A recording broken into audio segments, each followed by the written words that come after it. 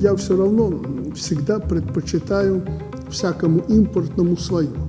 Импортное может быть это уровнем выше, может быть и по качеству, но это чужое. Если вдруг что-то это надо за 3-9 земель искать, и не все так просто. А здесь у себя Беларусь для России не чужая, это свое. В любой момент мы можем поставить любую деталь, которая вышла из строя в нашей технике, можем поставить вам нужное количество продовольствия, продуктов питания, одежды, если это нужно будет для вас, хотя вы успешно, я знаю, решаете любые проблемы.